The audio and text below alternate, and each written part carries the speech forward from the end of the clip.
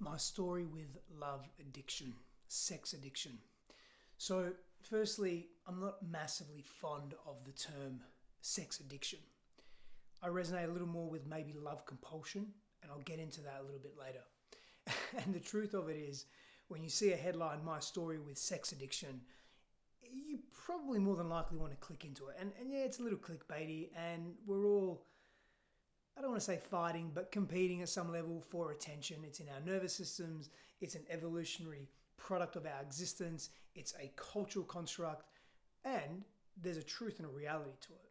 For many, many years, probably from the age of 18, 19 to 33, 34, I really struggled with using sex and using sexual physical intimacy as a way to feel better about myself, to escape my pain, to inject pleasure into my body in such profound ways, in such powerful ways, in hedonistic ways, that it would bring me further and further away from the pain that I was avoiding and attempting to numb from.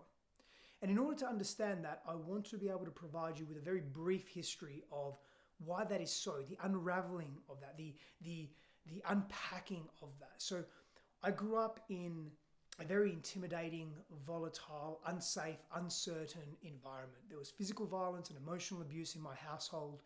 There was uncertainty. There was moving from country to country. There was leaving family. There was a sense of isolation, not being understood, feeling alone, feeling perpetually sad, enmeshment and entanglement with my mother, where there was unconscious emotional projection of her needs onto me as the eldest son.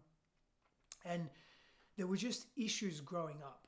And I was in an environment where freedom and the perception and the sense of freedom was taken from me. I gave it away. I wasn't connected to it. I would hear my mum say often, if I didn't have you children, myself and my brother, that I would not be here. I would be in Egypt doing my thing, or I'd be traveling and I'd be an archaeologist. And if your grandmother didn't suppress my hunger for study and university, and all of these reasons, maybe excuses. And let me just side note for a moment.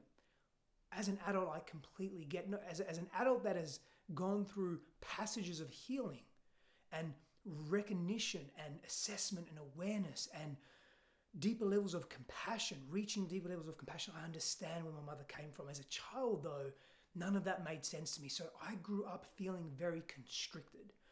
Couple that with suppressing my feelings, my sadness, my fear, my anger, my rage. As an adult in intimate relationship, I would feel drowned. I would feel contracted. I would feel like a prisoner, because my primary source of what a relationship was, and I urge you here, I invite you to look at what were your primary sources of intimate relating growing up, whether it was with your parents or primary caregivers or grandparents or friends' parents, or what were your examples of what constitutes a relationship, a union, a marriage, whatever it was that you were a witness to. And so for me, it was a very unhealthy interaction. It was abrasive. It was abusive. It was not happy. It was anger and rage and inconsistency. And so whilst part of me and my body, my nervous system and who I was as a being wanted to be in intimate relationship, wanted to be seen, wanted to be in intimacy, there was a part of me that was terrified, horrified, freaked the fuck out. And so I would be in relationship, and after a month, 2 months, 3 months, 4 months, 8 months, whenever the limerence phase began to dwindle, the honeymoon period, I would start feeling constricted. Now, at the time, I didn't notice the contractions in my body. Somatically, I didn't get it. I didn't see the warning signs. I couldn't feel them. I couldn't interpret them. All I knew was that I needed to be out of here. But I didn't want to leave the relationship because I developed a pattern of hiding. And so I still cared for that person. I still wanted to be in the relationship, or maybe I cared how they made me feel or how they helped me feel. Combination of that and more. So I would cheat. I would be in infidelity. That was tough, because in being in a relationship, I felt my freedom being taken from me, the interpretation of that. I felt like I was being annihilated. It was a feeling of annihilation. So for me, the connection was, if I go and have sex with other women, if I'm physically intimate with other women, if I'm seen and witnessed by other women, then relief, reprieve, safety, freedom. And what someone doesn't know doesn't hurt them. And that was my mentality, that was my approach, and that wasn't in alignment with what I truly morally believed, my personal morals and values that I wanted to live my life by. And I was caught in a cycle, a trap. Because I was avoiding my pain, I wasn't taking responsibility for looking at my pain and looking at my struggle and looking at my fears and looking at the unresolved abuse and trauma. And so for me, that addiction, that compulsion towards needing to feel better through an external means, and in this case, it was seeking adrenaline. It was spending money more than I was earning. It was the rush of that. It was sex in the shadows. As many women as possible. And I look back at that time, and I look back at just this boy trapped in an adult body, running and hiding in shame and fear and pain. And so this journey with sex compulsion, love compulsion, sex addiction, I mean, it's been a big one in my life. And a friend this morning asked me, he said, well, have you, quote unquote, gotten over it? Have you moved beyond it? And I said, I don't know if we ever moved beyond it. Our relationship to the thing changes. Is it still within me there? Yeah. My level of honesty and awareness with this pattern, because I look at life as patterns. I look at life and people as in a compassion sandwich. So I want to apply a sense of safety and understanding and compassion, empathy to myself, to others, to situations. Then I want to look and observe the patterns. Where were the patterns first forged? Where were they formed? What is the source of these patterns? How have they compounded over time? How has the brain, the mind, the body, the soul interpreted these patterns? What have they made it mean? And how attached are they to it? And all the inputs that feed into that. And then more compassion along the way. Compassion, sensing the other person, softening in the nervous system, coming into a regulated parasympathetic state. Letting the soul express without judgment, with compassion, with love, without critique and criticism. And one of the greatest gifts I've given myself is being able to do that over and over again for myself. And it's been very challenging because my inner speak has been a very harsh critic, a very harsh inner critic. And changing and shifting that has been challenging. And back to what I said, do our compulsions or addictions ever fully leave us? Maybe they don't need to. But every time they come to the surface of our awareness, every time I have greater awareness in my body with body cues, every time I am reacting and the reaction isn't matching the situation, I can pause and slow down, and I'm relieving something within me. I am releasing grief. I am healing at a deeper level. You can be healing at a deeper level.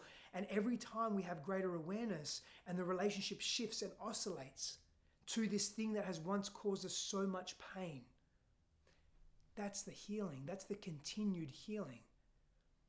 So my level of honesty in the way that I confront this now is very different to how it was. And it still comes with sometimes pain and struggle and judgment. And how can I repair for myself in those moments? How can I choose to see myself differently? How can you choose to see yourself differently? And the relationship that I'm in now is grounded in honesty, grounded in transparency. Now, my same friend and I this morning had another conversation about, can you be too honest? And I said, yes. And without going into a diatribe here and going too deep down the rabbit hole, what I meant by that, because it needs context, is that sometimes we vomit thoughts and emotions, feelings, things that we're experiencing, judgments, projections, and the internal state isn't formed enough. It's a premature expression, a premature ejaculation, if you will. And I'm not saying it has to be fully formed, because I don't even know if that exists, but to be formed enough where you can sit in your stuff and not be reactive by it. When someone comes to you with their pain, you can still sit in yours. You can have your healthy boundaries, and you can be clear in your no's and your yeses and the way that you communicate and what you'll tolerate, but you're not charged by it. You're not overstimulated by it. And it's important to sit with our stuff. There's a level of sovereignty, of self-responsibility that I never took as an adult until not that long ago, really, maybe 7 years ago, 8 years ago. Yeah, 8, maybe 9. And that's not that long compared to how long I've been around. But better late than never, and I mean that, better late than never. And so whatever your quote-unquote addiction is, compulsion, your over-reliance, your reliance on something that you think you need to make you feel a certain way, often what is blocking you from just choosing to feel what you authentically want to feel and genuinely want to feel is unresolved grief, unresolved emotions, unresolved circumstances, relationships that have been hurtful to you that you've maybe stuffed deep, deep down. And your immersion into sacred sexuality, sacred union, intimacy is hindered by this inability or unwillingness to look at that stuff. And it's okay that you quite haven't got there yet. I urge you, though, to surround yourself in an environment of safety where you can explore these elements of being, just to feel safe enough to venture into the unknown just a little bit, not a lot, just a little bit, to expand your window of tolerance, what you can hold and handle that doesn't overwhelm you, that then slingshots you back into old reactive patterns and maladaptive coping strategies such as alcohol or binge TV or binge eating. I mean, food has been such a pain point and such a saving grace in my life at the same time. Maybe that's a story for another time. I've done videos on that before, but I want to just stay here. I want to wrap this up and I want to land the plane.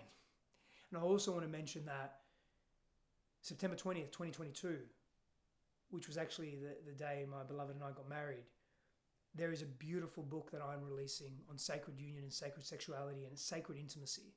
And I know sometimes we live in a world where we just put the word sacred in front of anything and it's so good and so great.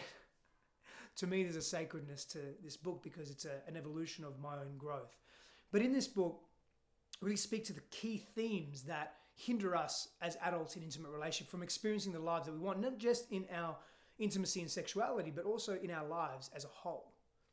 And so if you want to really delve into you and understand your inner workings and how your upbringing has affected you and how it affects the nuances of how you relate and in the minutiae, then this book may be for you, and you can pre-order, links in the bio, etc. I wish you blessings. I hope that you are able to connect to the parts of you that you've been running from, because there is no shame in those parts and there is no shame in who you are, and all of you must be welcome to you. And this is a lesson that I learned deeply in order for you to grow through the thing that you've been avoiding and running from all your life. Power and blessings to you. I'll see you soon.